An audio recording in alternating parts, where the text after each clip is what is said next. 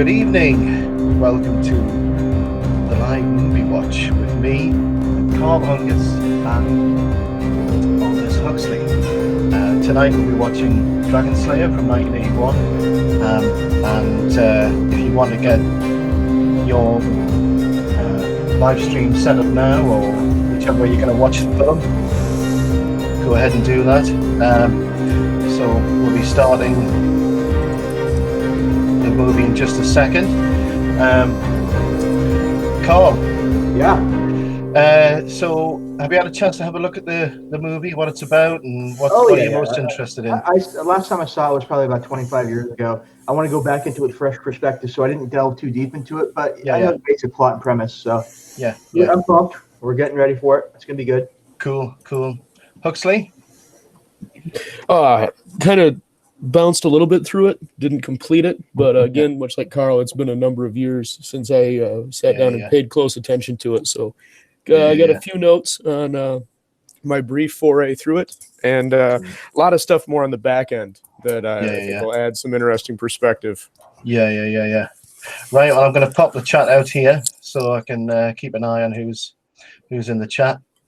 Okay, so I've got my DVD ready because in the UK, I can't get it on Amazon. So I've got it on DVD here, but for everybody in America, it's available on Amazon Prime as far as I know. So you can rent it there if you want to go ahead and start that. So so we're going to start the movie on the count of 3.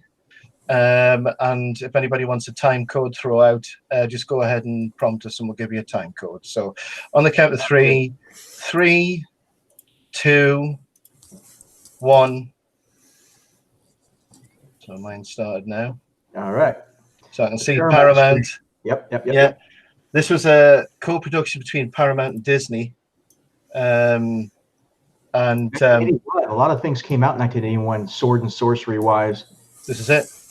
Crawl, this, and what else do we have? Just want to check with everybody. You're not hearing the soundtrack. Oh, that's Yeah. I've had to test my system tonight to make sure I'm not picking up the soundtrack. Ralph Richardson, well-known actor of stage and screen, very, very good actor. The soundtrack was written by the same guy who did the soundtrack for 2001. Sorry, Space Odyssey. Wow. Alex North. And there's bits of the soundtrack that was rejected for 2001 used in this film. Oh, no kidding. So here we are. Right. Yeah. The flame in the dark. So these are the sort of errands sent out to in search of someone here. They look like filthy peasants. Yeah. So Matthew Robbins, who both directed and co-wrote this, he also is kind of infamous for directing Corvette Summer as well. Oh, our boy Mark. Hey, did you notice the astrolabe on top of that tower? Yeah. Good stuff. Is he brewing something? We're just talking about brewing in the the pre-show get-together. Yeah. Is he a Belgian monk? Well, this is Ralph Richardson. He's playing Ulrich, the aged wizard, and he's concocting something right now, which you find out later in the film what it gets used for. It's a good way to turn your lights out. Smart man. He's got a nice fur trim around his tunic there for those cold winters. I like the beard as well. A little bit wispy. A little wispy. Yeah. Beard. I'm more of a, full-on Santa Claus beard kind of guy myself. Right. So this is obviously the movie set at this stage, but later on when you see the location shooting, all of this film was filmed in North Wales, so it's got a really convincing atmosphere. So you can believe you're in a Dark Ages kingdom. Those poor North Welsh people in their benighted country. Yeah. So Ulrich's look at that beard. That's a soy beard, bro. Soy beard. Oh, he's conjuring up demons or something. What are you doing, old man? Oh, this. So I take it this guy's been stationed here, this guard, and he's just the guy who's here for 40 fucking years. No one's ever knocked on the door once. Yeah, this is Hodge. Hodge. They mentioned that it's very, he gets not necessarily frequently, but people often come to seek his wisdom, and they are always turned away. So yeah. But kind of going back to what Ulrich was doing there, there's a lot of analogies to alchemy here in the what is stated. All right, here's an interesting thing. Keep a lookout and see if you can see any alchemy symbolism as we go through, like in the motifs and things like that. Yeah. Yeah, there are. He even talks about it later on when he's talking about other wizards.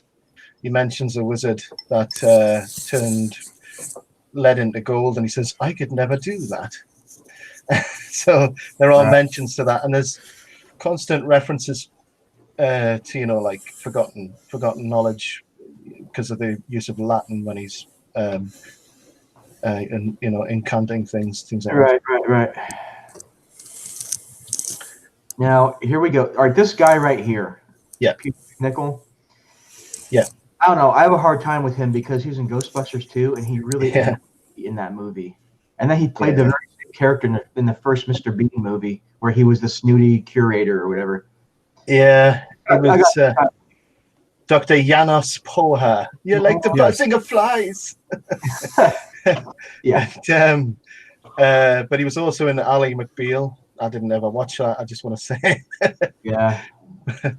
He didn't have, he was actually, interestingly, he was one of the potential choices for the movie Amadeus. So yeah, he looks like the dude that played Mozart in that movie. Yeah, very similar. I forget that character's name or the actor's name, but yeah, he looks just like him. Yeah, he was considered for the role. Ulrich fully endorses Cobra. You see, he has the hat on. Yeah. He's got his best "I'm a fucking wizard" robe on. Yeah, there we go. And the staff. There we go. You gotta have the staff. There you are. There's the reference there. Belisarius. I actually saw him change lead into gold.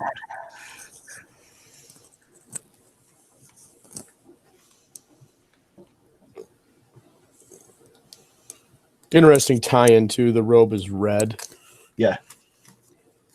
Kind of harkens to some of the later themes you could draw to the theme of the dragon. Yeah.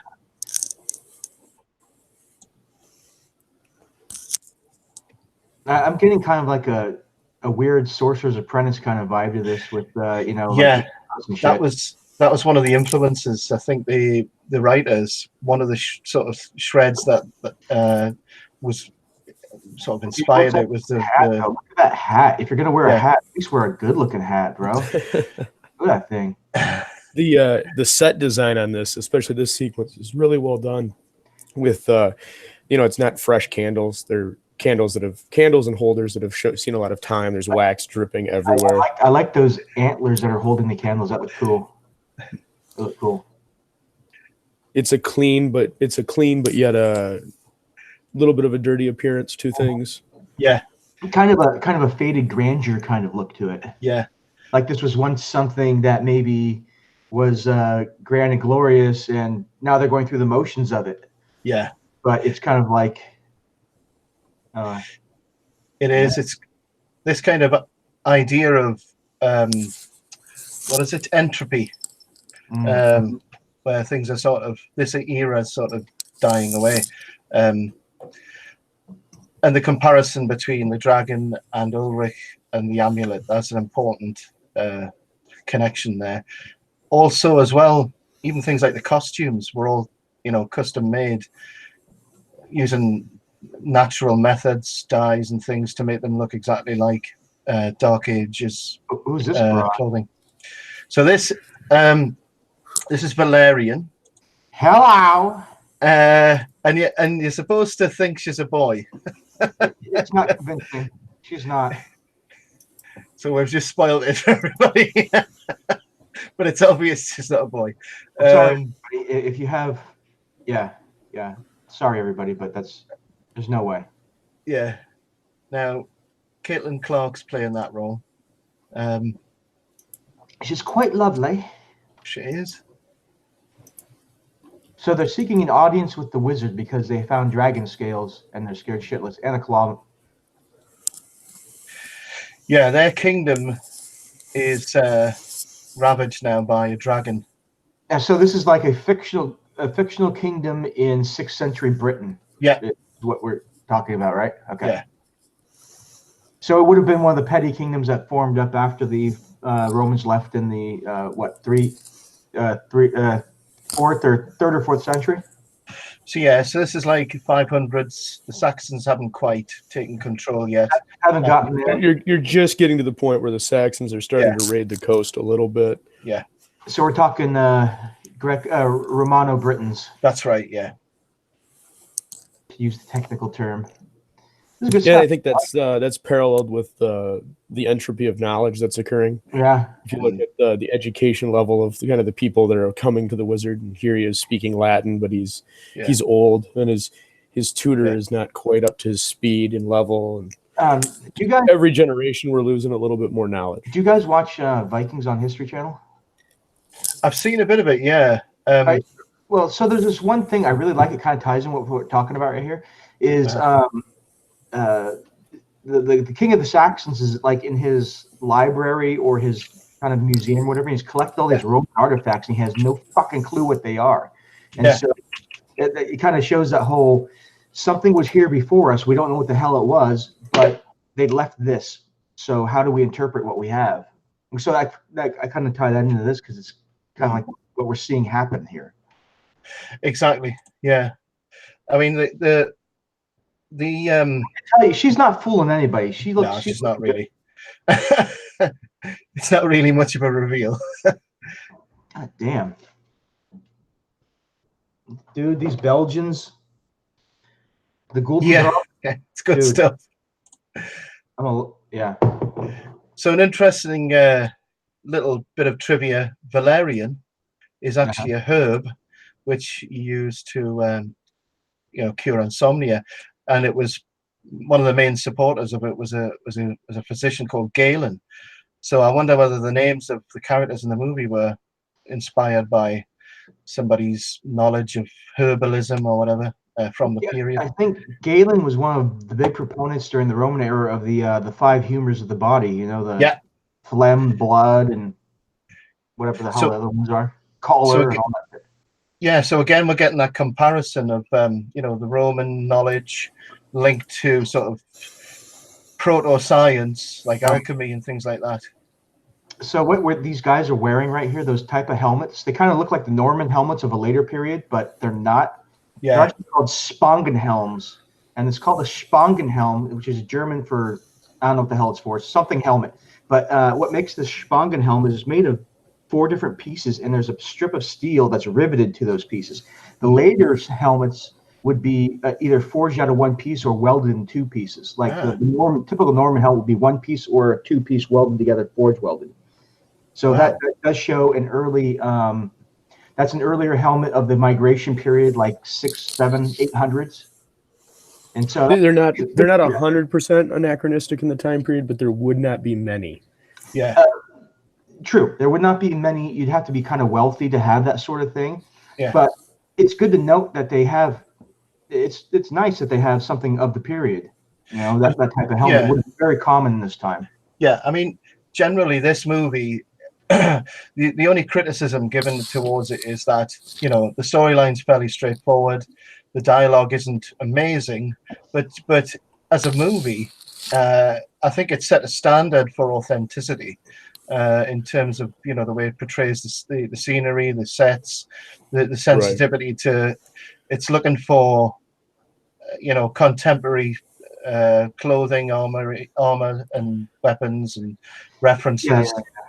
Well, if you look in the background here, like when he's by the well, and there's a couple other right there, like where he's got the timbers. I mean, those timbers look aged, they look worn, and they look very roughly hewn. That design aspect is really well done on a lot of the woodwork in the movie. It looks like it's one bad winter away from just rotting away to nothing. Yeah. So you think we're going for kind of a Gandalf the Grey look with Ulrich here? Yeah. There's an interesting point about that, but this scene is shocking. Yeah. Are you? What time are you at on the film now? What time? I'm 13:27. 13:27. Right, you're a little bit further ahead than me. Oh, sorry, Pete. So I've just got the stage where the doors are closing on Galen. Are you at that stage now? No. Galen? Galen's the Roman physician. The apprentice, yeah. Okay. Oh, his name's Galen too? Okay, gotcha. Yeah. No, I'm at the point where Ulrich's got the dagger and he's like bearing his chest to the guy with the captain of the guard or whatever. Right. He does have a hell of a head of hair, I got to tell you. That actor. Tom Baker hair. Good stuff. What have you just seen on screen then? Just so I can get... Yeah, Galen's just getting locked into the room. Yep. Right, I'm a little bit ahead. I'm just going to pause Johnny Five. Hail, Johnny Five. Hail, Jessica. Hey, guys, how you doing? It's good to see you. So you tell me when something horrible happens here, and I'll know exactly where you are without giving it away. Something horrible happens. Yeah. Oh, all right. I've got so many windows open. I'm switching back between the chat and the movie and Twitter. All right, they're staring each other dead in the eyes. Yeah. I think they're gonna make out. This better not be porn, Pete. This better not be porn. I think he's grabbing his sack and Ulrich's looking up at the sky. Look at that. What the hell is going on? And Ulrich is like, yes, this works for both of us. Oh, he killed him. Yeah, at that point, there we go. So I know exactly where you are. There you are. Son of a, look at his sword. Pod just going, what? Dagger aside, the dagger's like anachronistic, but that sword he has, that's pretty typical of an early Saxon period, late Roman period sword. That's a really good death fall from Ralph Richardson there, by the way. Takes years to master that. That's your boy Ralph Richardson, who is much more famous in the UK than he is in the United States, because I had no clue who you were talking about last night until I looked him up. Well, for instance, Caitlin Clark, bit of trivia for you. When she was on the set of this film, she said she learned more from Ralph during the filming of this movie than she'd learned from all of her previous dramatic training. No shit. So, in a sense, Ralph Richardson wasn't just a fictional sage. He was actually a real sage, you know? He was a grand old man of acting and drama, and he was able to teach the other actors. He taught them the ways of the Force. He did. So we're now up to the scene where we've got the funeral pyre. Yeah, the funeral pyre. Ulrich. It's a very Roman way to bury people. Yeah, because it's not how the Christians did it in that period. No. Interesting. Yeah, now the green flame. So there's something strange going on here. That's his soy beard being burned off.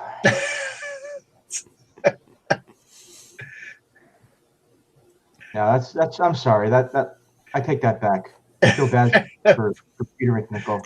Oh, that's an excellent shot here with the three comets with over the Bailey Castle. Not really, and that's not a Bailey. It's way too early, but it's the Sentry Tower type style. That's horrible repair. And then here we have another reference to the alchemy collecting the ashes. Yeah. And then again, the ruins behind this old dude right here.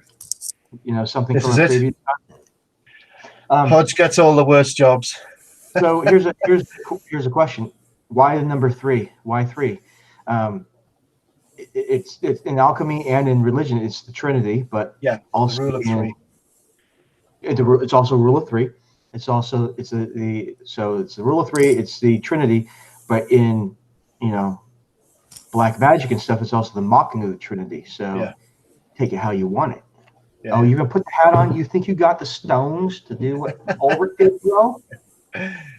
Well, it's also the theme of 3 is repeated often through here. So I mean, as you watch it, you'll see the theme of 3, 3, 3, and symbolism. It's kind of hidden, but it's there. Mm-hmm. Oh, we're gonna find it. We're gonna find it, Aldous. You got the 3 of us on the case.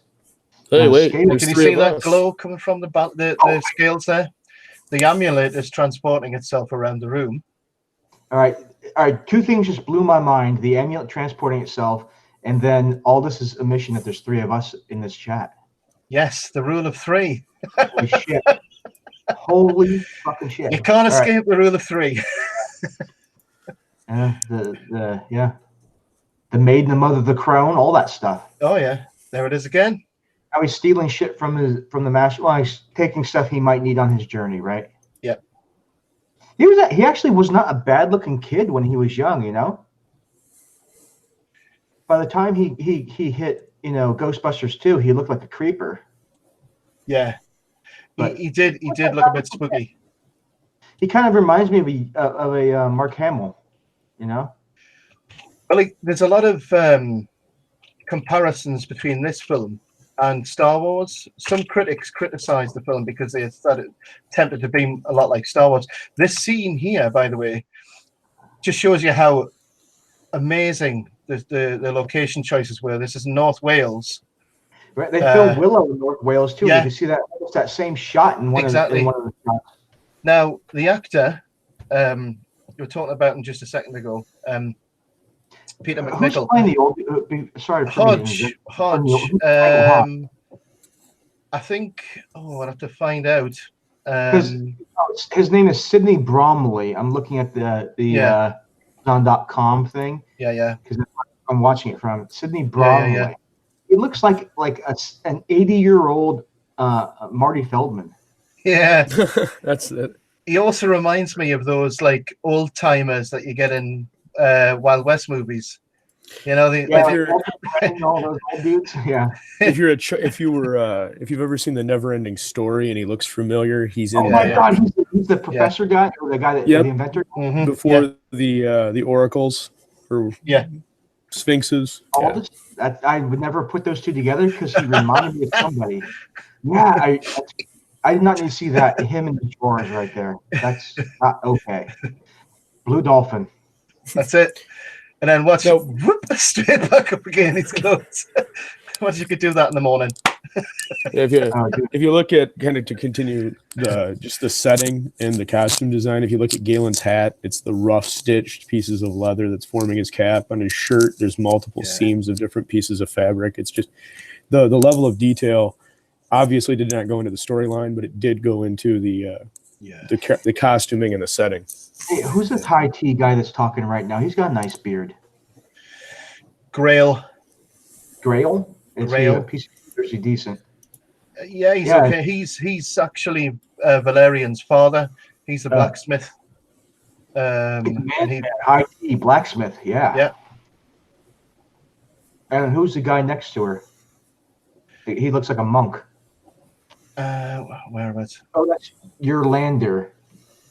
Urlander. Yeah. What the characters you're looking at right now? The only two characters, apart from Galen and Galen mainly, the only other 2 that feature in the rest of the movie are Valerian and her father. These other characters, I think they're only here for this scene, and once they get to Urland, they sort of melt away a bit. But this is where. Sorry, go ahead.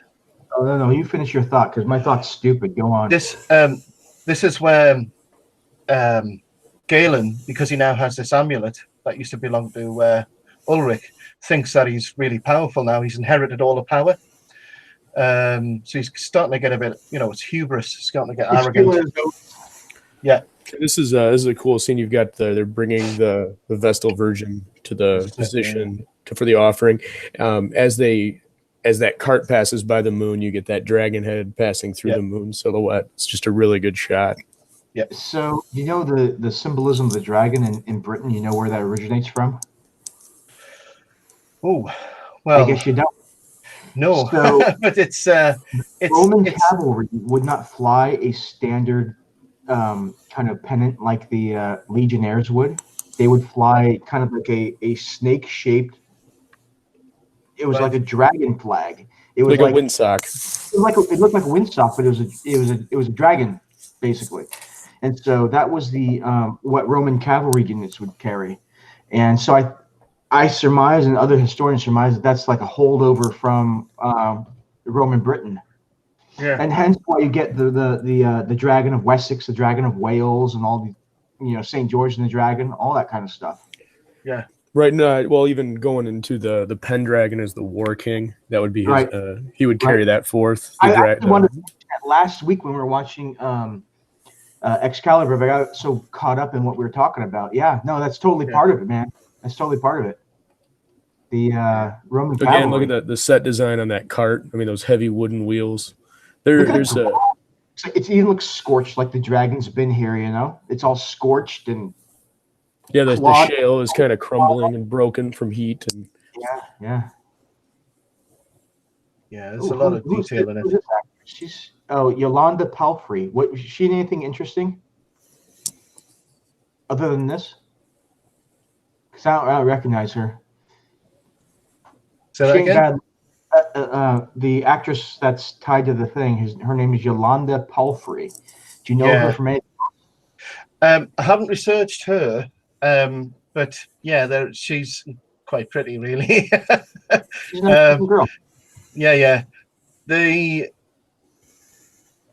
I think the what's actually going on with this is that it's showing that the culture is still a pagan culture. So the movie has a very strong dichotomy of paganism and Christianity. Now, it's in amongst that is proto-science, sorcery, all that kind of stuff.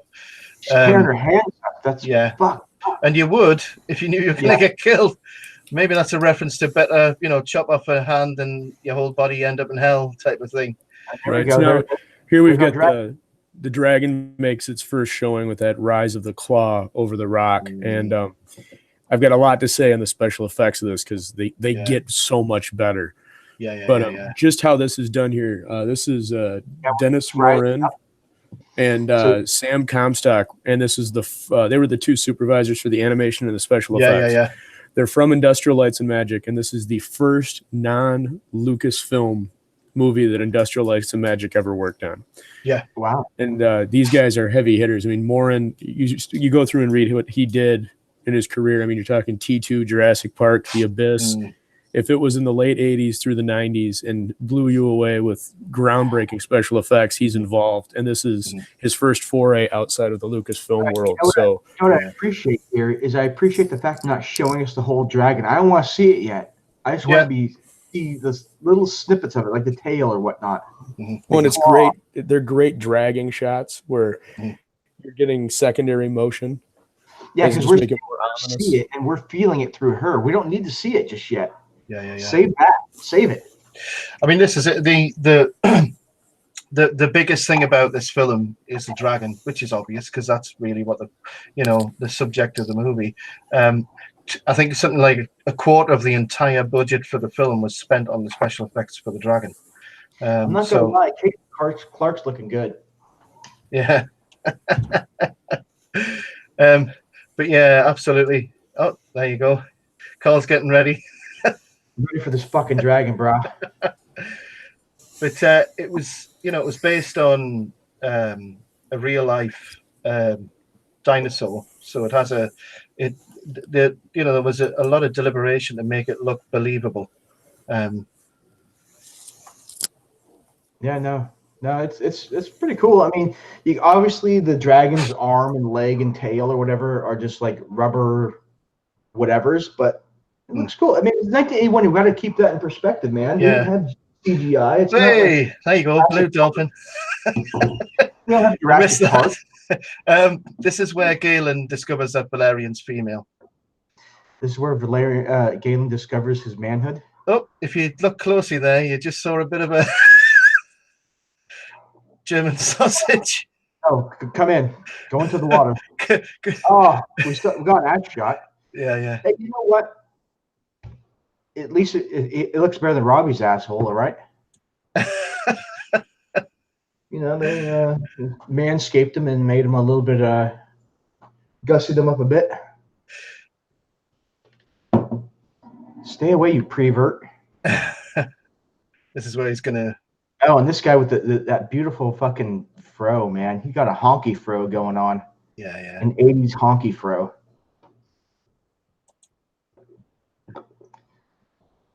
So he's like the captain of the King's Guard or something, or what? That's right, yeah.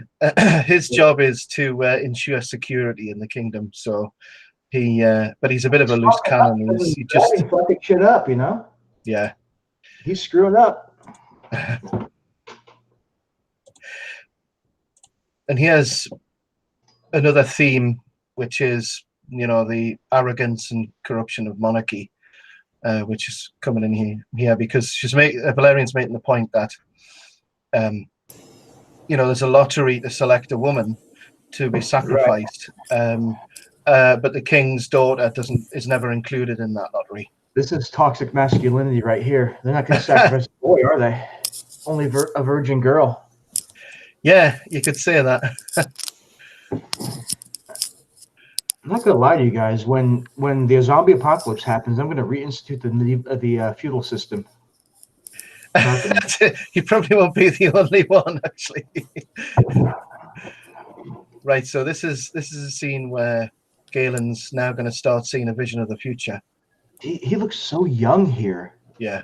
I mean, Ghostbusters 2 came out in 89. That's only 8 years later. I mean, he looks 20 years older in that movie.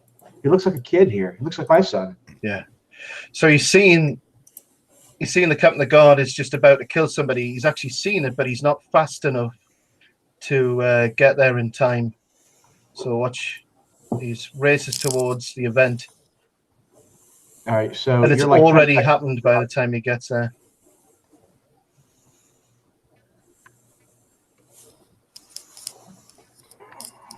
He's shooting him with a bow. What a bitch way to kill somebody.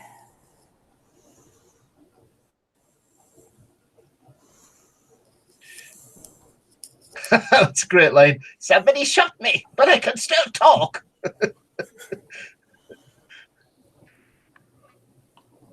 Why would he kill the old guy? I think it's an attempt to dissuade them from going any further. Because I think possibly he is scared of Galen. Well, it's the unknown. Yeah. The threat to the change from the normal. Yeah. What has been going on. Plus, the king is actually doing quite well, taking the bribes for the wealthy. So there's also like a comparison between the king and the fact that, well, Cassiodorus is the king now at this time, but his older brother, had tried to kill the dragon and went missing. So there's a comparison between Richard and John. Because Richard went away to fight the Crusades. People didn't know whether he was still alive at one point. And so John takes over, and John was, you know, not a very good king. So there's a little bit of a comparison there. So Cassiodorus is really quite a coward. That's bullshit, man. I did my family history research.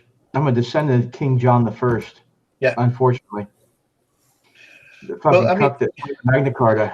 Sure to be known as, or was it not to be known as John I? Sure to be known as John the Worst. Yeah. The phony king of England. A pox on the phony king of England. Oodle-lolly, oodle-dolly, golly, what a day. Right, this is a lake. I think this is. I'm not sure. I think this is in Scotland. This scene, because most of it was filmed in North Wales, but for these kind of scenes, I think they went to Scotland. Oh, for fuck's sake! What's important to note there too, if you're a grand wizard, you get everybody hangs out while they burn you and show you respect. If you're Hodge, we take your stuff and leave you there in the dirt. Yeah, that was it. Ulrich Baldrick, all right. Say that again. Oh, just Ulrich. Yeah. Yes, like really good shot here on the as they're passing through the aisles. All right, look at that boat they have there. That's they call that clinker built, and that's where you overlap the. Sorry, my goddamn dogs are barking. That's where they overlap the planks on the boat, and it's kind of like a style that's well known amongst the Vikings of a later period. Hold on, look at these dogs. Shut the fuck up.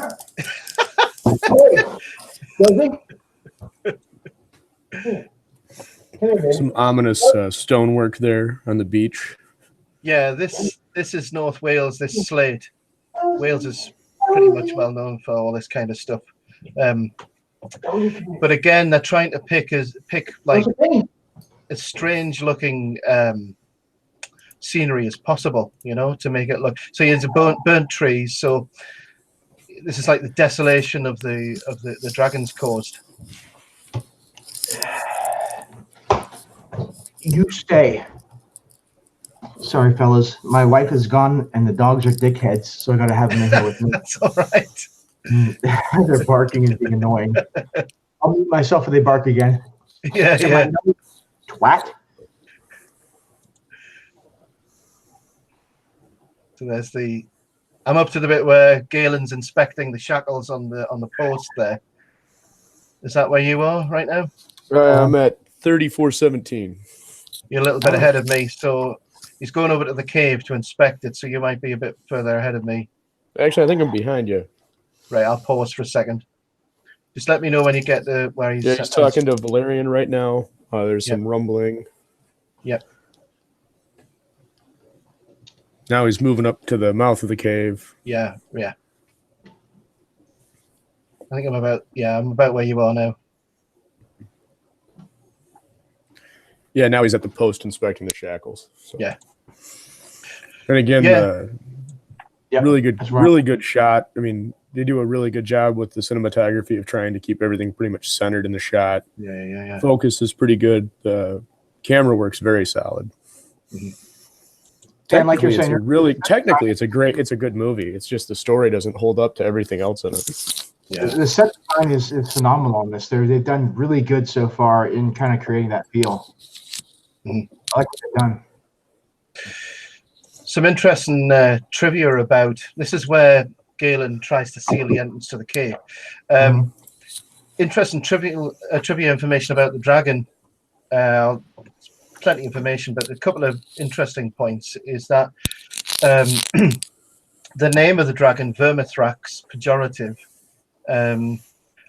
it actually refers to Vermithrax is Latin for curse of the Thracians. So this is where the dragon originates from. It originates from Thracia, which is modern day Romania, which is, you know, the myth of Dracula. Yeah. So it's sort of connected to the dragon myths over there. And pejorative means, well, pejorative is, you know, a word meaning an insult or a judgment upon somebody. So it's, you know, the dragon is a judgment. It's a curse upon the land. Curse upon the Thracians. Yeah, and anybody else who's nearby. Was it Spartacus Thracian as well? One of the first legions that was deployed to Britain in Claudius's offensive were actually mostly Thracian cavalry. Wow, there you go. So there could be a throwback there too of, because you're talking, what is that? And also the fact that 60? They used and also the dragon standard that they used to use. Yeah. Right. So it could be, with the name, the throwback could be a reference to the early Roman arrival. Yeah. Oh, he's using the word Saxon there. Do you think they thought that far ahead when they did this? Oh, no, absolutely not. I'm just trying to make it interesting. Well, it's funny because I think there are little bits and pieces when they wrote this. I think they just got as much in sort of historical bits and pieces and used those for, you know, character names, and I'm sure there was some intelligent thought behind it. It's still quite a straightforward plot, but it's highly entertaining. Are we supposed to be shipping him and her right now? Valerian and Galen? No, I'm not. I know, but I mean, was that their intent? But it happens. I think I don't want to give too much away, but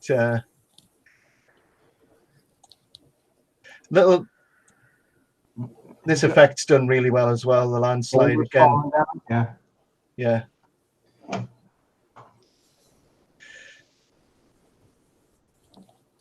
You know, you had one job, Galen, and you fucked it up. One job.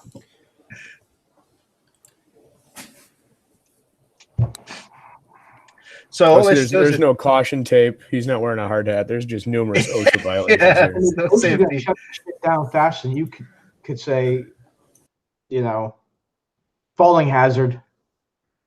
Yeah. Couple of interesting facts about the dragon. I'm just going to say one at this point. Guillermo del Toro, director, Vermithrax is his favorite movie dragon of all time. So, and we'll also, we'll see say that again, sorry? We'll see how it holds up. Yeah. Full on. I don't know. I've got high standards. I've got my favorite is Smog from the animated The Hobbit from 1970, whatever the hell it was. Yeah. All right. So here they're burning the effigies of the dragon. Galen's still looking at rubble. All right, now we're burning effigies of the dragon. Yeah. I think mine's running at a slightly faster pace. You're a couple seconds ahead. It don't worry. No worries. Looks like a good night. So what's with medieval people loving just burning the effigies of whatever? I don't know. It keeps you warm. It's cold. But yeah, I think it's in Britain we have a tradition called Bonfire Night, which is November the 11th. Sorry, the 11th, the 5th. Goodness me, I've been shut down by all British fans. November the 5th. And I wouldn't care. There's actually a rhyme that says, remember the 5th of November.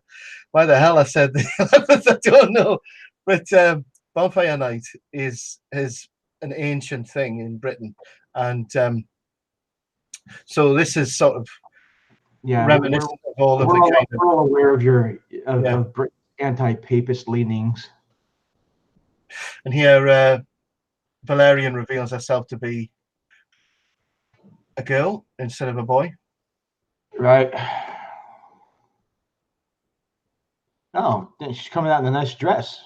Yep, because she obviously thinks everything's fine, the dragon's dead, so she can reveal who she really is. So Dad was hiding her so she would get picked for the lottery, basically, right? Exactly. So when did he start this? Did he start when she's like 6 years old or something? Because that's, I mean, you got to commit to that shit. Yeah, I'm not sure. You got to be standing up. You got to do all kinds of things. Yeah, it doesn't say how long the dragon's been there. I don't think, and how long she's had to do that.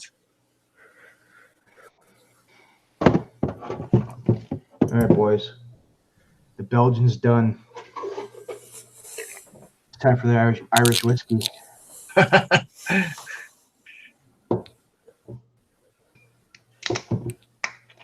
So now we have a little romantic dance between the two characters. So we are supposed to be shipping them. See, I was right. There you go. I told you what happened.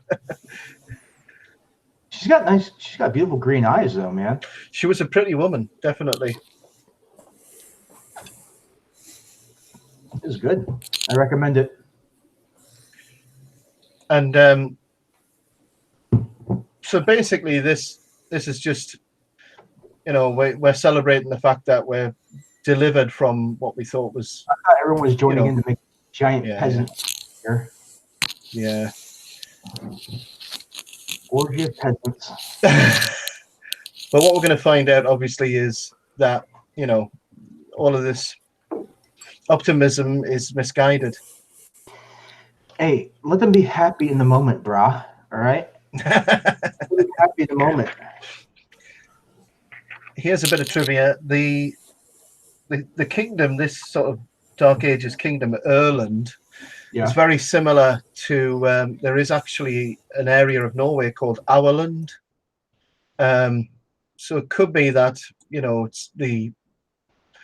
it's also alluding to like the Scandinavian countries, which would connect to things like Beowulf. Well, all right, and other take a myths look like that. at effigies. Take a look at those effigies. Those effigies are not far off from what you'd have for Scandinavian effigies of dragons as well. So I mean, they definitely took influence from that for sure, 100%.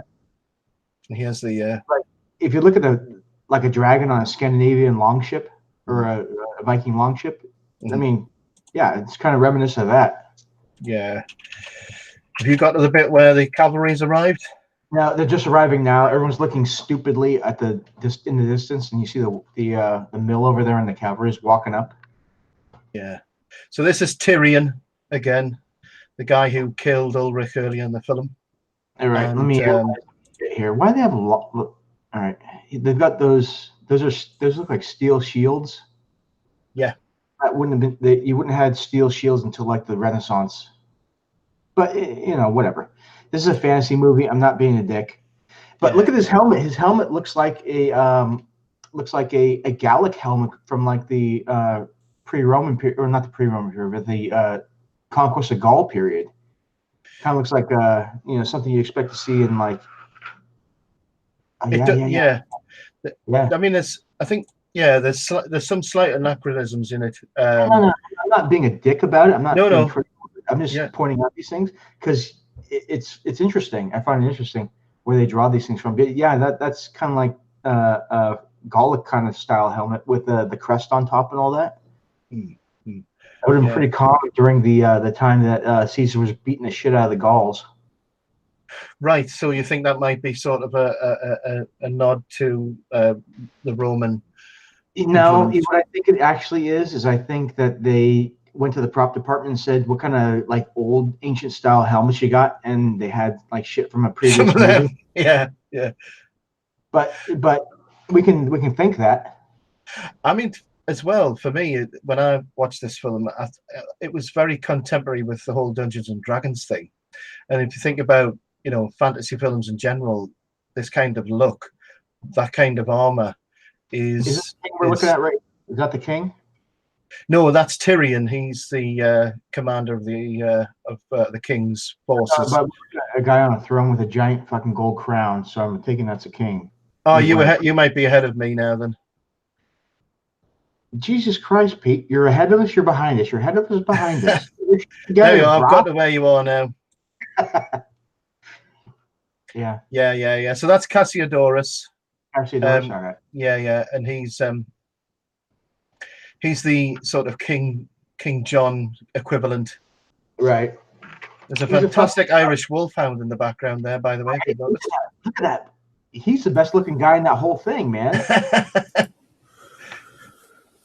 Hey, you notice there were when we were watching Excalibur last weekend, there's dogs were Irish wolfhounds also. Yeah, exactly.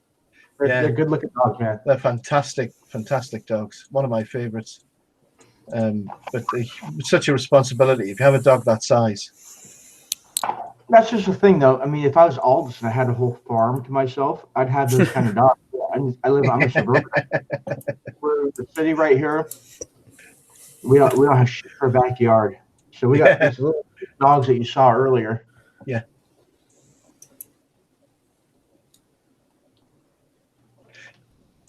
There you go. So the king's talking about what they've had to suffer. So there might again be a similarity here between this and Beowulf. But Galen's like a bit of a. He's nowhere near a Beowulf. He's complete opposite. Beowulf is like a man's man. Yeah. Wolf is the dude. Yeah. And I've got to the bit where the king's basically grabbing onto the amulet. Right there, buddy. Yeah. He's taken the amulet from Galen. He's a cuck. The king. Yeah.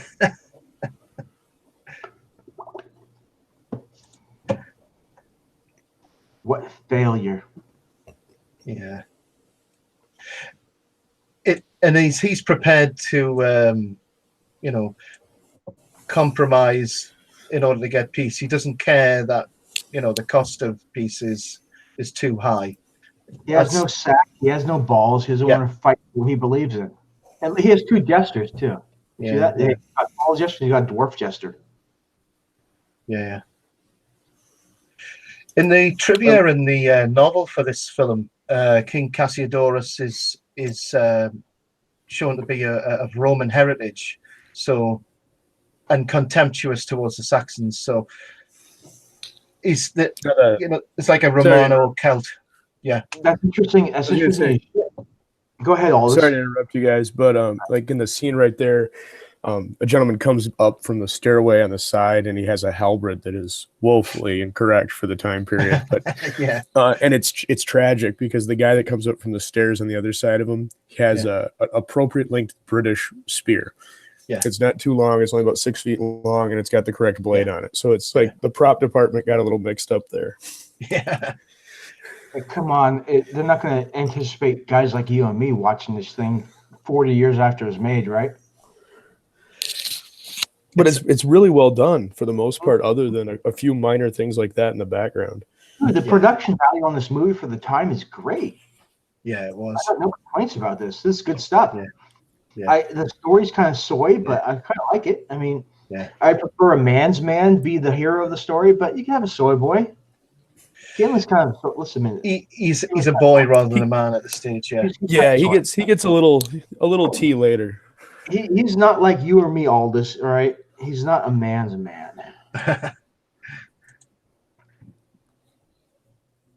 So this is the princess. Yeah, she's looking good. And again, I kind of like with the throne room sequence again. I mean, the austerity of the king's crown. Right. How heavy it is on his brow, and it's just shimmering gold. Yes, it looks like it's like 6 inches long, or 6 inches in depth, right? And it's just huge and gold, and just weighs upon him. Right. Then even here, the princess, she has a thinner one. It's not as much weight, but it still is just as bright compared to everything else around him, which is dark and dingy. Yeah, this is Princess Elizabeth. I'm a sucker for redheads. I married a redhead. God damn it! I married a redhead. The movie grossed just over I think 14 million. But the budget was 18 million. Yeah, it lost some money, but you know what? It lost less money than Solo did. I think the Wall Street crash lost less money than Solo. Right. So this is where the king. I'm at the bit where Cassiodorus is trying to understand the amulet, and you can see he's privately experimenting with alchemy. He's got a huge pile of not huge, but a pile of lead bars there, and he's trying to see if he can turn them into gold. Back to what I talked about with the Vikings TV show on history. Trying to figure out the technology and the history of the past. Kind of interesting shit. Yep, and here, as Pete was saying here again, we have the alchemy, and his daughter's trying to talk to him, and he's entirely focused on the task of the alchemy. He wants that power. Yep. So again, it's greed motivating him. He's a cuck. He is. He's the origins of what we're dealing with now. But it almost kind of when I was kind of just snip watching this, he almost seems to be a different person without the crown on. He's a little more conniving in how he comes across. And the minute the crown goes on, it becomes more. Oh gosh, what's the word I would say? Almost just it's not authoritarian. Yeah, it's like an ostentatious authoritarianism. Yeah. So it's basically like a show, and then in private, he's just after money. Right. Now, interestingly, here can we see the square embroidery? That's really, really good time period. Yeah, you're about to see Chacopus, the priest, performed by a little-known actor called Ian McDiarmid. A little-known actor that only played fucking Emperor Palpatine. That's it. So, by the way, Palpatine did nothing wrong. Fuck the rebellion. Fuck the rebellion. You're gonna go all clerks on us now and start talking about how many innocent contractors died. I mean, come on, they had a point, right? And you don't consider the politics when you take a contract. I'm a contractor. I don't consider the politics of what I'm doing. I'm building a fucking right now. My company is building a building for fucking Facebook, the biggest piece of shit out there you can imagine. Selling information to anyone they can get to, misinforming the fucking public. Fuck Facebook, but we're building them a fucking building. I don't know. I have my point there. It's not like they hide it. They're pretty open about it. Did you see the testimony that fucking what's his name did before the Senate? That piece of shit. Facebook can go suck it. They're the worst company ever. All you got to do is look at like why did DARPA give them the seed money in the first place? Right. They didn't do it because they went, you know what? We want people to have fun on social media. Right. So have you got up the scene where riding a horse into a library, into the king's personal sanctum is kind of a faux pas, I would say. Yeah. Have you got the bit where Galen's escaped on the horse? No, he's on the horse right now. He's escaping right now. If we're like 3 seconds behind you, brother. I think I'm watching it on DVD. It's a slightly faster ratio. God damn it. Look at that. Beautiful expanse shot there. Yeah. That's what I'm saying.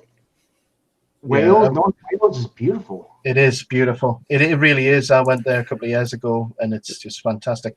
So this is the scene I'm up to now with Brother Jacobus, Ian McDermott. Yeah. There's Ian McDermott right there. I see him. Yeah, a very young Ian McDermott. Well, I say very young, but in comparison to how he's always portrayed.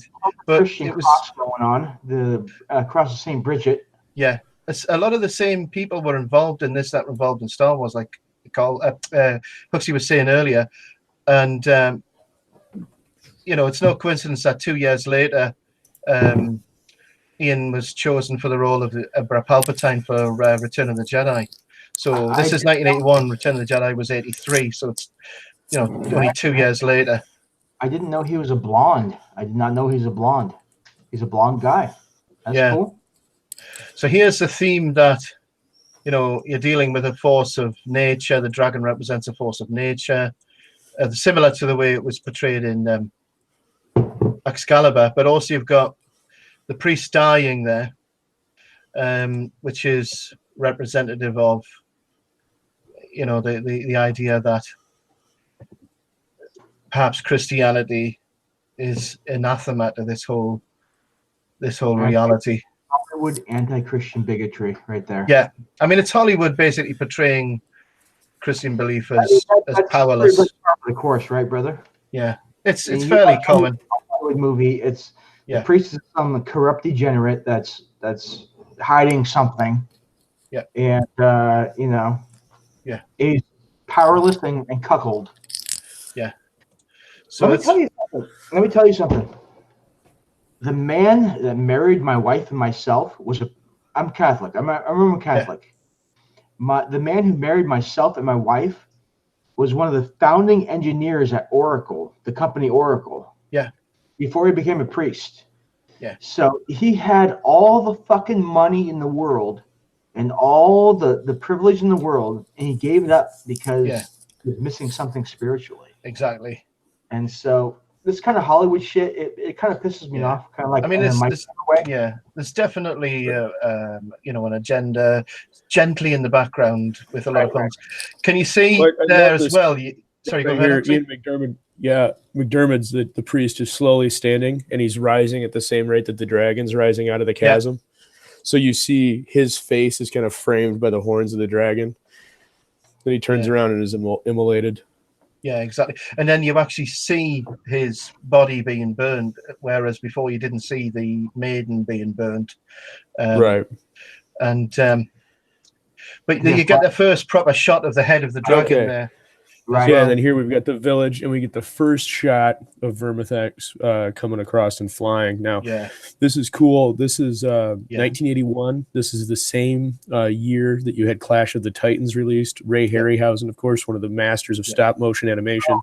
What Industrial Lights and Magic did that was different. They used what they called the motion control tack that they developed for Star Wars, and they they kind of merged it with stop motion to create what they called go motion on this. It's the first movie to use go motion. So as the dragon's flying, you'll actually see a little bit of blurriness as it moves, like it's naturally if there's natural motion, and that's what they were really looking for, and they really accomplished a good job. It still looks dated, but if you compare this to Clash of the Titans, the special effects on this blow Clash out of the water. I mean, all respect to Harryhausen, of course. But. I think as well, the those flying scenes, I think this was influential for things like the Hobbits at Smaug. When they eventually got around to doing the film version of the Hobbit, I'm sure this influenced the design team for the Hobbit as well. The king has called for new lottery. All right. There's our boy in his Spongen helm. Yeah. Where's my drink? Where'd it go? Oh, it's right here. All right.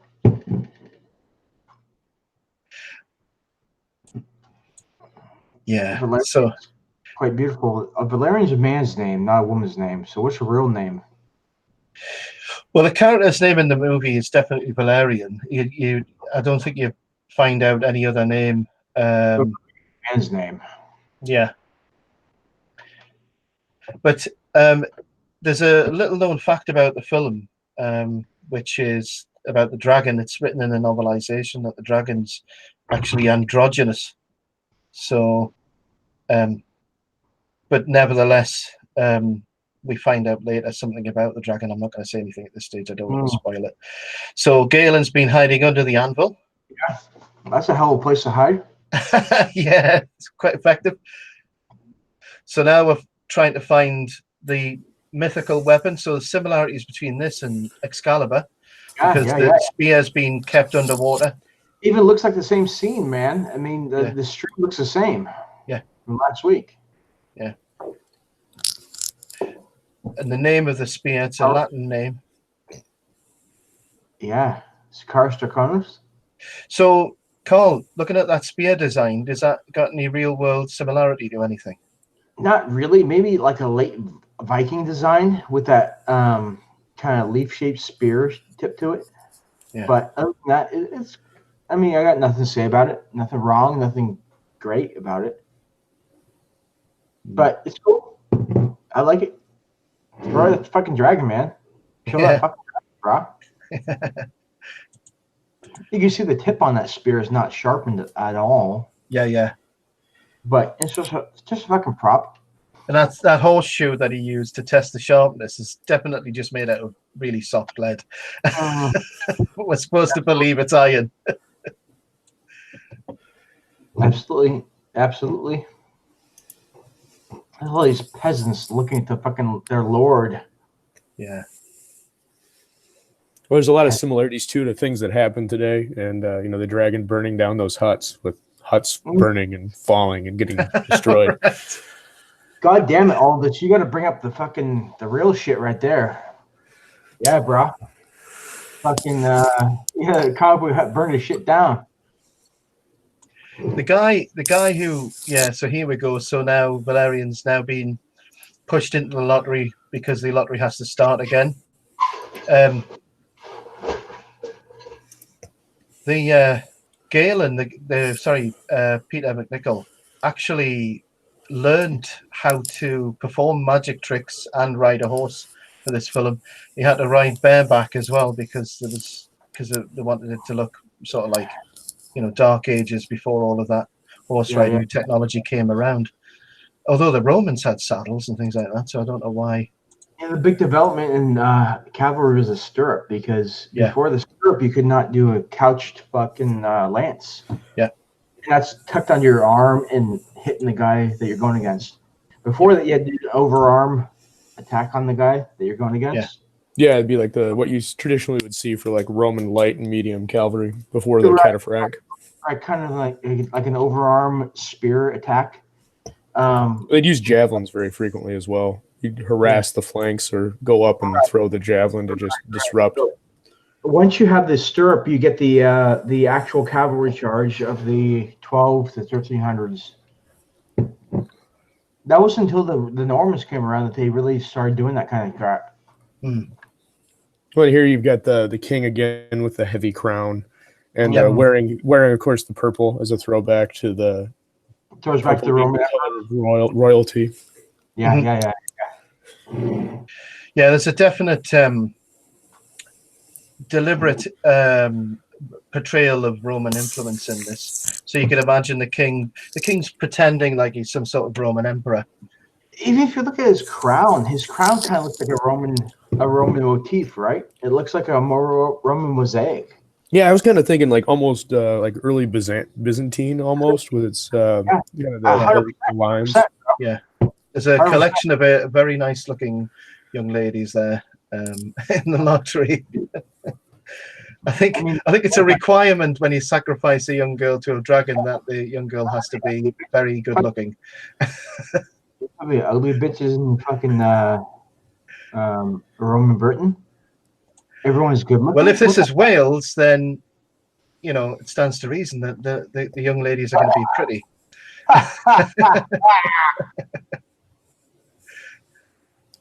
God damn it, Pete, you're a dick. That's good.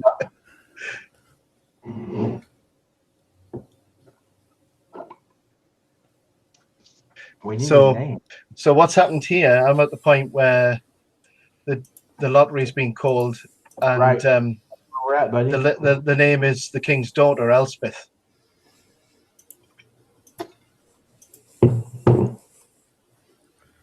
And the king's trying to denounce the result. Right. Very similar to another decision that was made that the authorities are trying to reject in modern contemporary Britain. God damn it, Pete. I mean, your own kings are fucking you. They're cucking you. I will draw the name myself. I'm sure you're going to be completely fair about that, dude. Yeah. So he tries to draw the name again, and there's Galen there. Tries to draw the name again, and I think he discovers that all of the names. Yeah, so every single token has her name on. Good. She's no better than anyone else. Fuck her. Yeah, so she's trying to portray, the fact that there has to be, leading by example. Right. And sacrifice. Let me tell you something, brother. That's how I feel about when I do Civil War reenacting. Yep. It's lead by example. I will not go into. I will not send my own guys into. Yeah. You gotta be a leader that will take the responsibility and do what you expect your own men to do. Yeah, exactly.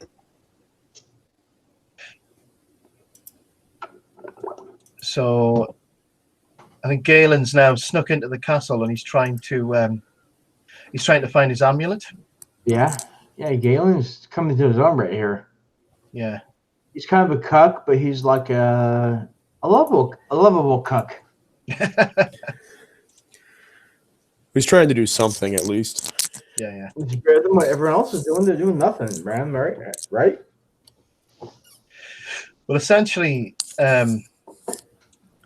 I think that the people of the country are just trying to get on with their lives, but I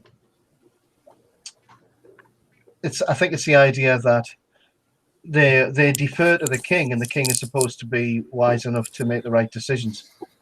And the problem is the king's a piece of shit, right? Yeah. He is a weak king. Weak king. So again, it's back to Excalibur, isn't it? When the king is weak. I mean, in Excalibur, Arthur goes through a time where he's ill and the country suffers. In this instance, it's just a really bad king, and that reflects badly on the kingdom. But you know what? At the end of the day, the fucking king he's not Excalibur, and he is not the fucking guy, right? So at the end of the day, the fucking king is who he wants to be. Yeah. So here they are. Sorry, go ahead. I was going to say they're in the chamber. Galen's trying to find the amulet, and he's been caught. And again, these are pretty good look at the swords. that Carl was referencing earlier with the curved hilt, the broad base of the blade. Again, I think similarly with, we've already seen the spear being pulled out of the waterfall, so it's similar to Excalibur. We see a scene later on in the movie which is similar to this, the fight between Arthur and Lancelot. There's some similarities there. And there the amulet's being drawn towards Galen. Every little detail, I know there's some things which are slightly out, but every little detail in the movie is really nicely done. There's nothing that is really, really bad. I know some of the weaponry's out, but I just like the fact that there's been a lot of effort, like Hooks was saying, there's a lot of effort to make the scenes look, dingy, dark, of the period. Yeah. Look at that spear he's got right there. Yeah. That'll fucking pierce some fucking that'll pierce some fucking dragon hide right there, man. Yeah. So this it's got the hooks down the haft too. So like almost like a boar spear. Yeah, almost like a boar spear. It won't pierce too deep, but it won't pierce too fucking shallow. There we go. So he's enchanting it. So that when it's forged, it'll be extra strong. So some supernatural thing involved here. So I think it's called Sicarius Draconum, the spear, which just means Dragon Slayer. Now it's a lightsaber. Yeah. Yeah. This is it right there, right? And the blue sparks coming off it when he's hammering it out. Here's North Wales again. This is where Valerian's collecting dragon scales because he gets a heat shield made out of dragon scales. The dog's like that. I thought it was. This is a deeper fucking movie, bro. Say again, sorry? This movie is actually deep. It is. It's how I thought it was. Yeah. She actually goes practically right into the dragon's cave here to get some of the scales. So, she's a very brave person. So, I think she represents, somebody who's prepared to go beyond the comfort zone to do what needs to be done. Right, well, I think we're at the point where you could easily see that the three key people here is Valerian, Galen, and then the king. Another interesting thing about this movie is the idea of absence and presence, because we've been happily watching this and without realizing that Ulrich has not featured in most of this film. Well, that kind of to go back and talk a little bit about people that were making comparisons to Star Wars. This film is interesting in one regard, in that the elder mentor character of the hero dies at the very beginning. Yeah. And the hero conducts the vast majority of his journey throughout the story with no guidance. Yeah, exactly. You got a sneak peek of one of the dragonettes there, which shows that the Vermithrax has been breeding. And then you see the scene there where the spear, Dragon Slayer spear, it's just gone straight through the anvil, showing that it's a pretty good weapon. But again, he's got this really powerful amulet, it's got this really powerful spear, but he's not a warrior. He's not a dragon slayer. He's you me, brother. You and me, we were fucking dragon slaying shit out of this fucking place.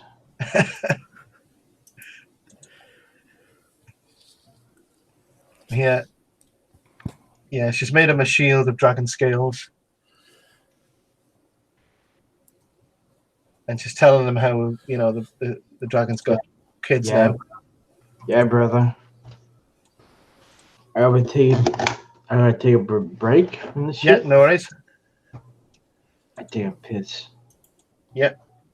No problem, man.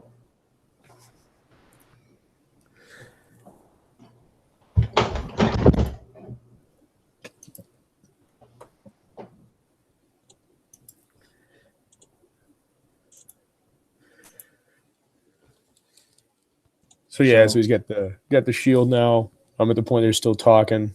Yeah. And again, I mean, just the costuming with the rough hue and everything is kind of just a little not perfect. Yeah. Just everything was so well done. It's a shame they just didn't spend a little more time and get the story. Yeah. Just a little bit more depth, because even the acting's pretty good for the people involved. Definitely. I think you can see the influence of Ralph Richardson, because we know he coached both actors in the film, because they were young actors. But going back to the dragon, I think that's the main feature of the film. It wasn't just an influence on Guillermo del Toro, but George R. Martin as well. So something like Game of Thrones, which features the dragons quite heavily. That was George R. Martin was influenced by this as well, and apparently it's his favorite movie, Dragon, as well. And in the books, George R. Martin actually names a dragon Vermithrax. So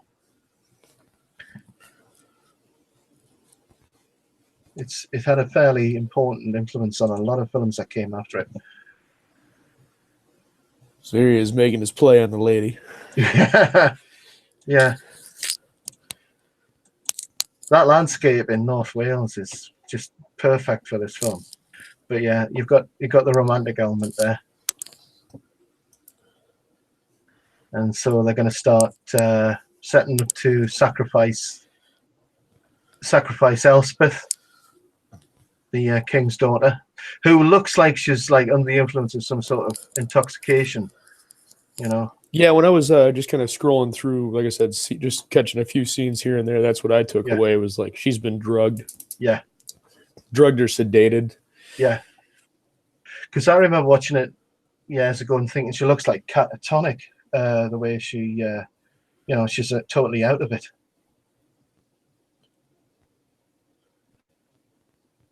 And here, Galen appears in a puff of smoke.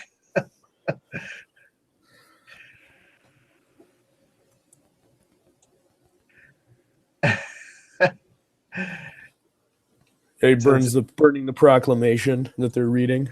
Yeah. And then Galen appears. Yeah. And I think as well, this is still, Galen who thinks he's got the goods to kill the dragon.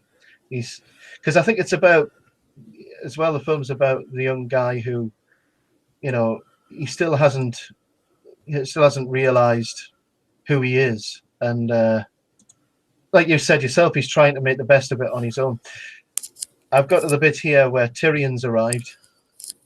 Yeah, they're talking right now about sacrifice and interference. Yep. It's this is an interesting too, because you have two people. He's doing what he thinks is best for the kingdom. Galen is doing what he thinks is his just duty, because his master was felled, and the responsibility falls to him. So I mean, there's no real bad guy. They're both just coming at something from good intention. Yeah. Carl, if you just unmute yourself there.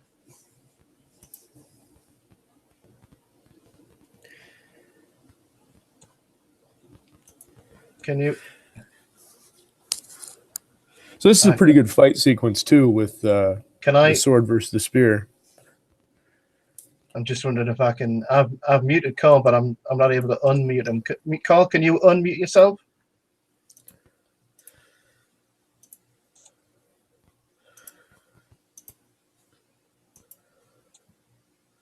I can't. Whoops. Unless you want to go back out and come back in, Carl, that might do it. So there he goes. He uses the spear to break the irons. So Elspeth is freed. She's just kind of standing there. But that's interesting too. Just kind of, again, to indicate that if she's not on something, maybe she's fully committed and she doesn't just bolt right away. She does view this a little bit as her duty, so she starts walking towards the cave entrance. It's I'm sorry, Carl, I can't work out how to unmute you.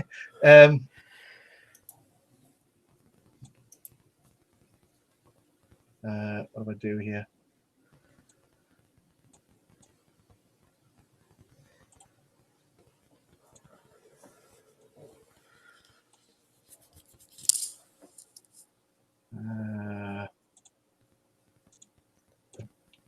Yeah. So basically, you've got the fight between the two there in, but similar to Excalibur, Galen wins because of the spear. So he has like a supernatural advantage, whereas he wouldn't have won normally.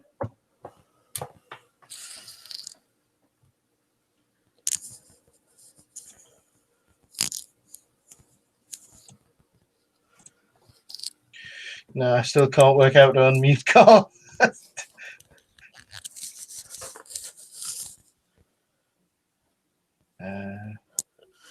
So now we're going down to find Elsbeth.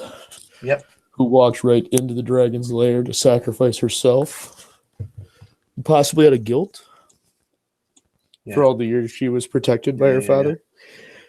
So I mean, again, there's some real. I mean, you could have. This story has some really good emotive plot points that really could have been developed just a little bit more. I hate to kind of sound like a broken record on that, but it is a good example of how, without too much effort, you can put some interesting pieces to make a fairly bland story interesting. Yeah.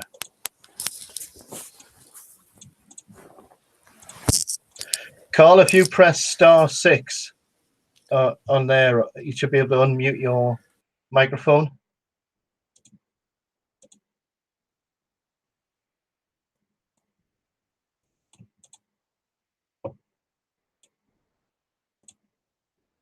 Here's a dragonette attacking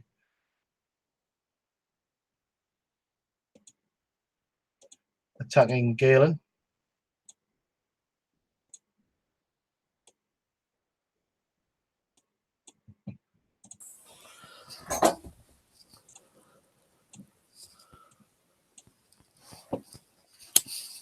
Yeah, so. Well, here's where you really see, like, he's no fighter. No, I mean, he's just barely got out alive from that, so. And now he goes down to the dragon's cave.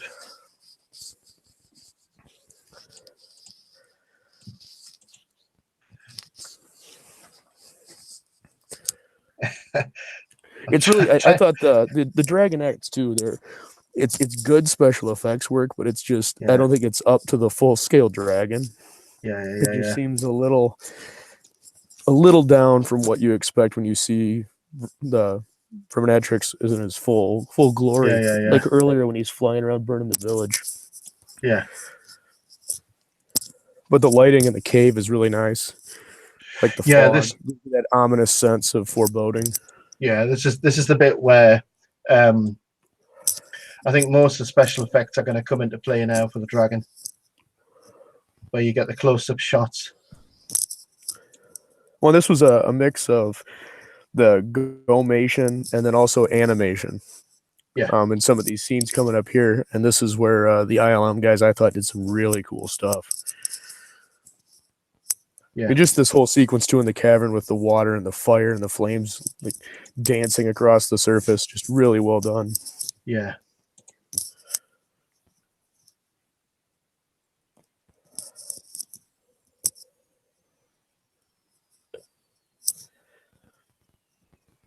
This bit here where he's just waiting to see whether the dragon will emerge.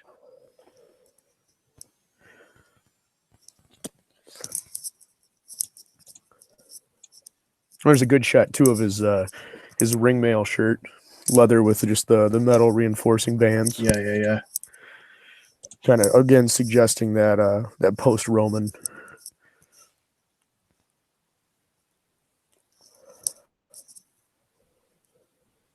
Okay.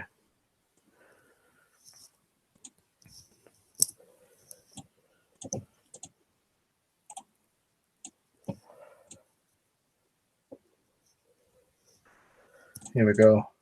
So basically, what's happening is Dragon. This is the huge model that was made by. You said it was Industrial Light and Music. Ah, there we go. So the entire beast is now revealed.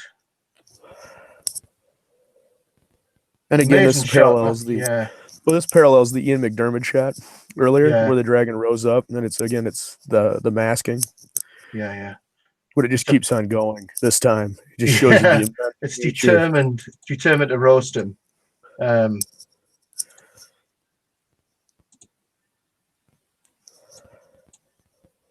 And this right here is just beautiful with those wings splayed, and you can kind of see that almost natural motion of it that you don't get in 81's Clash of the Titans. It's more jerky. So that's that's what ILM was able to accomplish here. And really, it's a forebearer for what's coming next. Is as you're moving forward into the late 80s and 90s with the tech and how things start looking real smooth and clean. Yeah. In a lot of ways, I think this whole sequence here in the cave is actually better than the Rancor sequence in Return of the Jedi, because the Rancor sequence, you have that blue outline from the blue screen, and here you don't have it. They were able to really capture like the dragon is in that cavern, and it is breathing fire. And again, as you were saying, that you can see the movement of the dragon here is a lot smoother because of the go motion than the sort of traditional motion capture stuff they used to use. That scene right there with its head too, where it's breathing fire, like it has some depth to it. It doesn't feel two-dimensional. Yeah. I mean, it's pretty awesome. Like the level of special effects, that they're getting,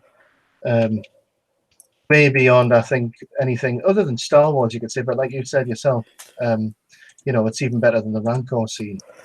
Well, like here you get the dragon crawling out of the cavern, following him up through past the body of Elsbeth. And again, watch how the dragon interacts with the surroundings. It's a very clean, it's like an actual animal moving through. I mean, it's a little dated, but for the time period, this is pretty astounding. Yeah. And I love this like almost touching moment where it's looking at the little dragonettes and almost mourning. This is the thing that really sets it off, because it's a really old dragon, and this was its last hope to continue on.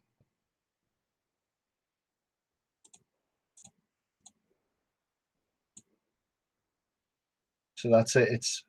And the expression in the face as well, all the work they did into the special effects to give the dragon facial expressions, not like human face expressions, but you can tell. Well, it's giving a little bit of character and personality, because now you've eliminated the and the other thing that's talking about, like the way the story is constructed. Tyrion, or the chief guard, was kind of the antagonist up to this point, and now we fully identified that this is the real antagonist, and we're giving it some personality and some depth. It's not just a monster. I think the director and the designers were really keen to make sure that the dragon had a personality. It wasn't just like a. Now this is, sorry to interrupt you, Peter. I was going to say, I think that's the weakest part of all of the special effects in the film, is when MacNicol jumps on its back and stabs it and it thrashes, and you get that sequence where he's kind of riding on its back. And then when he stabs it up underneath, it's those two motions are just, you can tell the tech isn't quite there to have that interaction yet. Yeah, exactly. That's where it shows it up, and of course there's a little bit of difference in the levels, the color levels between the dragon and the background. The lighting's not quite right, so these are little. But for the day, that I remember thinking that was awesome. But you're right, the tech had to go further than that.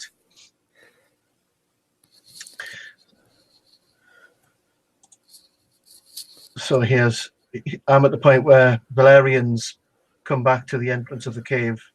She's found. And again, you've got that motion, or the moving landscape shot as she's walking up with the mountains in the background. Really again, just beautiful. Here's the shield. Yeah.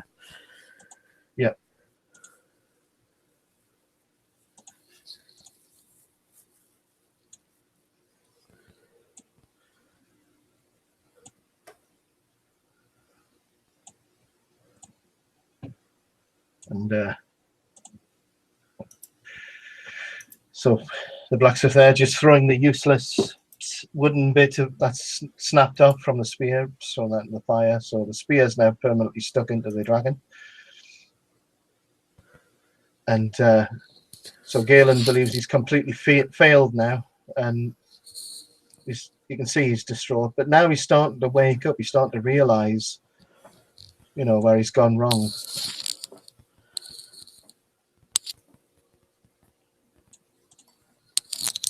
And this is where Galen and Valerian are preparing to just leave the country altogether and just, you know, there's nothing more they can do with it. They've given up practically.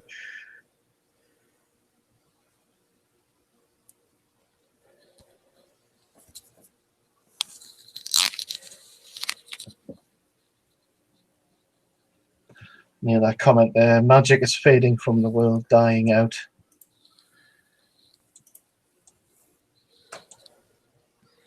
I think I'm just a little behind you on that. Yeah, I'm going to slow down my playback a bit because I think mine's slightly faster paced than yours. Yeah, I just hit that line, and again, that goes back to the kind of the entropy of knowledge. Yeah, that was hearkened to earlier, where even Ulrich was not able to achieve the levels of his teacher, and Galen is woefully inexperienced and lacks the knowledge. Yeah. So here we have the Christian symbolism with the cross. Yeah. A new age, new knowledge. I think it's as well uncertainty. You know, so the people of the land are just thinking, you know, they're moving towards Christianity. They're uncertain about what this is going to involve, what it's going to mean. The blacksmith has now become a local priest. Again, another fantastic scene on the lake there. But something he's now starting to realise, but Galen's starting to wake up to something now. Now there's the eclipse forming.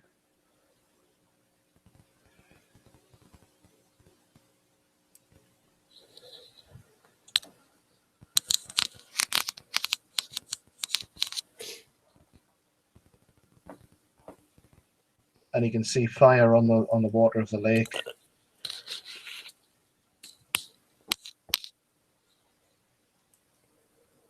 So now he's just realised. He's just realised the whole reason for what happened earlier in the film with Ulrich. Right. He was. Well, it's even. I'll save that for here in a minute. After. Yeah. I don't want to ruin it, but there's a really nice some comments earlier that were made that harken back to what's going to happen. Yeah. Some of the countryside there in the forests. You could be in New England, you could be in Scotland, you could be in Wales. There's a lot of similarities in the colours, you know. So some of it's distinctive, but some of it could have been filmed anywhere, you know. An excellent shot of the eclipse. Kind of reminds me of what we were talking last week about Excalibur at the end, with the shot at the end with the sun, framing the shot of Arthur's passing. Mm-hmm. Yeah, so it's an idea of the elements being involved as well. So it's everything being interconnected. Which part are you up to now? Galen has made the realization of what he has to do, and he's explaining to Valerian that Ulrich knew he was too weak and couldn't make the journey.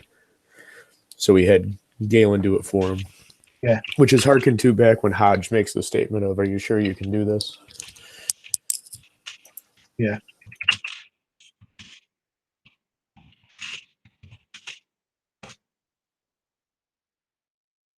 Yeah. So basically, Galen's realised that he has to cast the ashes in there, but is the dragon still in there when he does it?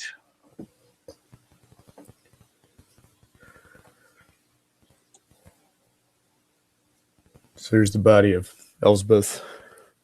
Yeah, that's harrowing.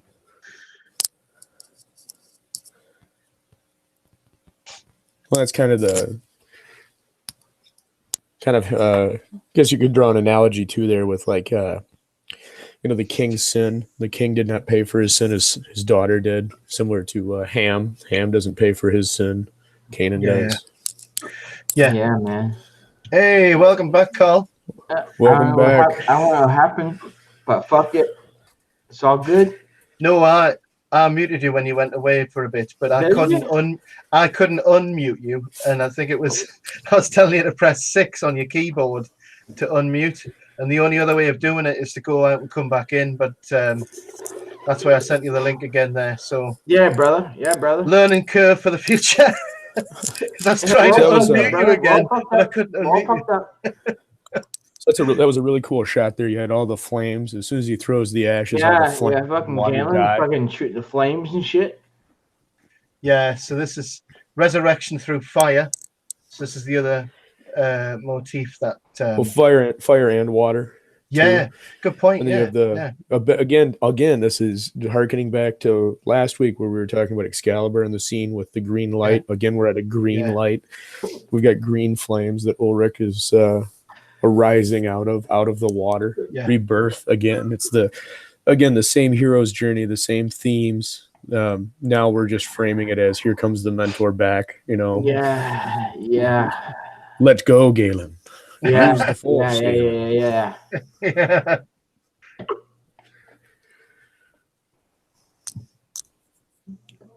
And it's also the idea that they're all interconnected. The dragon, the wizard, the amulet are all interconnected with each other. That becomes more obvious later on in the film. So all this animation sequence of Ulrich being reborn here, that's Sam Comstock and his boys at Industrial Lights and Magic. Right. And this is the same kind of stuff that was used in 1984. I don't know if Industrial Lights and Magic did Ghostbusters, but it's the same kind of style of animation that was kind of in its fledgling forms before you see it get a little more finalized in films that came later. As well, I think... the costume and everything he's wearing, it's very reminiscent of the Ten Commandments, isn't it? The film version with Moses and things like that, because obviously Moses is a father figure. So I think it's trying to make references to some biblical epics as well with his costume there. Yeah, well, plus the emblem of the snake, again, we've continued that. And then here we go. We just had Ulrich rise from the water, and we have the blacksmith being submerged into it and reborn as well. So you've got the constant theme of rebirth here now towards the end of the movie. Beginning of the movie, it was about death. Now we're talking about rebirth. Yeah. And another excellent scene of Dennis Maureen's guys using that go motion for the dragon flying. Just beautiful, beautiful special effects shots. Exactly. And here we have the baptisms taking place. I've got to that bit now.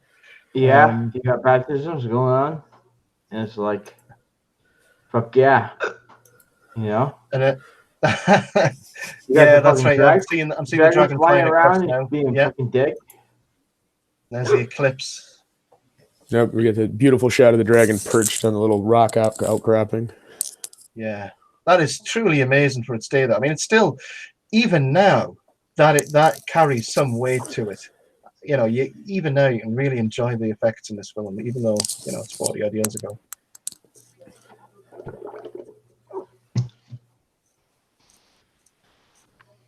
Yeah, and she's running from the fucking beast. She's running from fucking what might happen. Good stuff. And there's a fucking priest. So this is this is where it all starts to kick off, really. The dragon sniffing the air. The dragon sniffing the air for its next meal.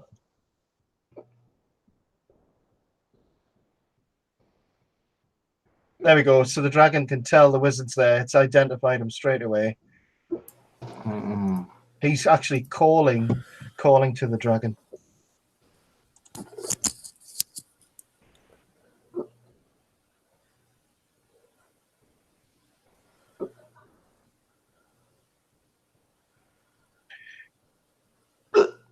And destroy the amulet. That's a hell of a task, bro. Yeah. So Galen's introducing Valerian to Ulrich. Right. Ulrich's talking about. So he gives him the instruction here: destroy the amulet. Right. And telling him that if you destroy the amulet, he'll be destroyed as well.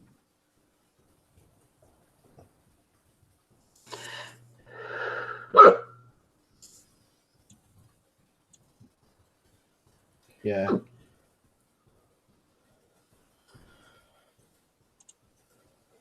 So here we get the total eclipse now. That's a really good effect as well. It's good stuff, Pete. Good stuff. Right then we here. have the 1, the 2, the 3 comments again returning. Yeah. Beginning and end. That's right. Yeah. Yeah. I don't think I picked up on that beforehand. Yeah, it's the theme of 3 again. There's 3 of them. The 3 comments. You see this kind of as going back. You can frame some of the sequences as a group of 3. Yeah. Now we're calling the clouds. Really nice shot of it's beautiful Richardson. shot. Yeah. So, do you think there's something more to the fucking thing of 3 than there is in the film? All right, it's just something I kind of picked up on when I was jumping around. Is this 3 seems to be repeated in frames and sequences. Man. So whether it was intentional or unintentional, or if there's a subliminal meaning, I don't know. It's just something interesting that perhaps as other people choose to watch this and listen, can maybe catch on some other things and share comments. Yeah, I think it's probably deliberate, but it's quite subtle. Quite subtle. And I love this where it's almost everything kind of slows down. That initial rush. Yeah, it just kind of stays almost still for a second. Yeah. So is this like the idea of chaos and order? Yeah, right there. Well, I think it ties in too that Ulrich represents that lost knowledge, like the blacksmith was saying, is the days of wizards and magic are ending, and there's a new dawn. And does this represent the knowledge of Rome? Does the dragon represent the threat of Rome? And then the pagan ideology, the hazard that they brought, and a new order is dawning. New Britain is dawning.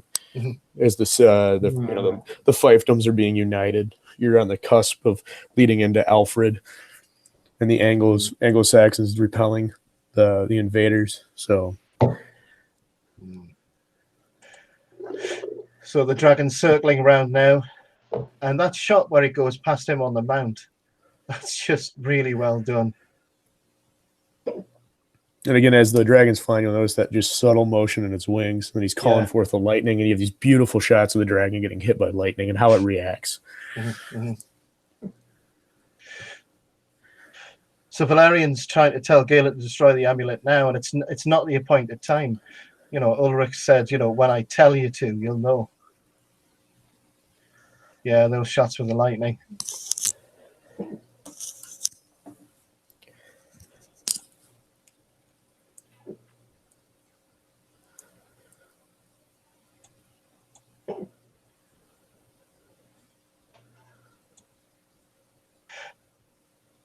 And Galen's obviously concerned because Ulrich's been pretty badly injured there. Or slightly caught on his shoulder. The dragon's trying to incinerate him.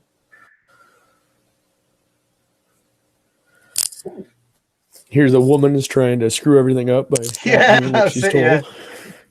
Quickly, now. No, it's not the time. the lack of patience, the lack of control. Yeah, it's again the special effects. The dragon's trying every trick in the book here to destroy Ulrich.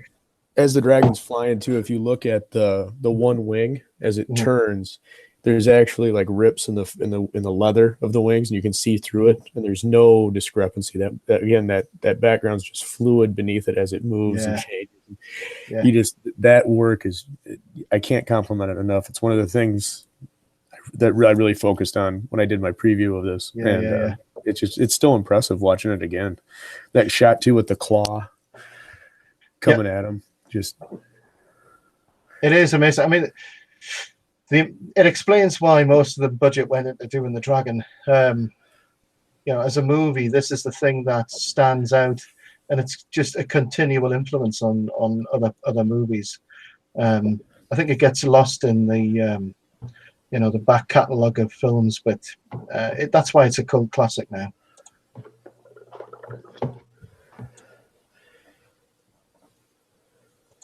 So which bit are you up to now, Hooks? He just smashed the amulet. Ulrich explodes in the dragon's claw. The dragon is killed. It falls down into the lake. Almost again, this imagery was interesting as the dragon falls. It's almost like a comet coming into contact. You get it landing. Only instead of the historical issues that a comet caused in Britain, now the land, instead of suffering, is going to be reborn. I mean, it is an amazing shot that when the dragon blows up. Is it reminiscent of Little Death Star? Up the Death Star? Yeah. And when it hits the lake and evaporates the lake water, it's just leaving like a crate, like you said, like a meteor. That's right. And then to kind of go back, like the first part, but you've got Ulrich's death, the immolation of Ulrich, and then the death of. It's a really good shot too with the dragon's ribcage, the rotting meat, burned flesh. But then you have the death of. And then as you move forward, now we're into rebirth. Everything now is about birth. After the dragon, now the dragon's dead, and it's rebirth. The sun comes back out. Yeah.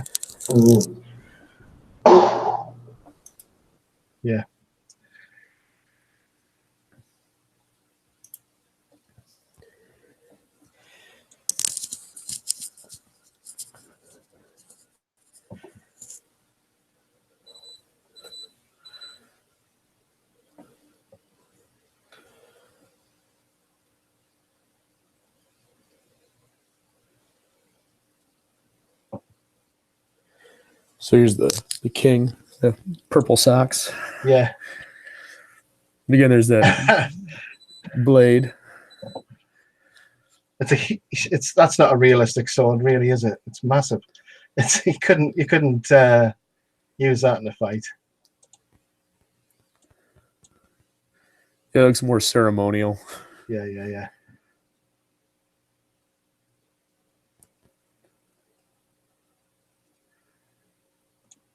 So I'm at the point now where they're just leaving. The king's claimed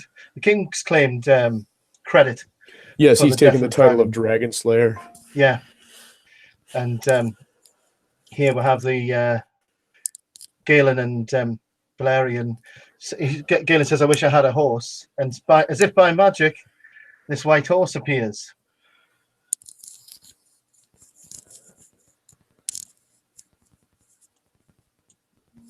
And that's it. DRAGONSLAYER. Yep, so a really good film. I think the most important thing about it is the special effects really were unique for the day. Really high quality, fairly straightforward plot on the surface, but you know, as you were saying, Hooks, and also Carl was saying, there's some really interesting subtle things in the background, subtle symbols and ideas that are portrayed. And I think overall the acting is really well done as well. So without a doubt, it's still a very entertaining film even today. You know, what was your overall impression, Hooks? No, I think it's it's like a really good book that has some amazing cover art, some amazing plates on the inside, but the story is just a little two-dimensional. The special effects, obviously, I mean that's what's harkened everybody talks about with the movie. I think most of them still hold up today. There's some interesting symbolism. Like I said, I encourage anybody that's listening to this, sit down, watch the movie, share in the comments what you caught. If you caught anything, we'd love to see them. Absolutely. And or any comments you had about our rambling commentary. This is our second time through, so we'd appreciate any comments you might have on that tue. And I just like to thank Pete for having me back again this week. Appreciate it, Pete. That's fine. So I'll wrap up there, and like I say, I'll get this back up on YouTube, and people can watch it later on as well. And we might even do some snippet videos of that. And if you want, Hooks, I can catch you in a chat room after this if you want to have a quick chat afterwards. Yeah, absolutely, man. Right, so I'll end the broadcast now. Thanks, everybody.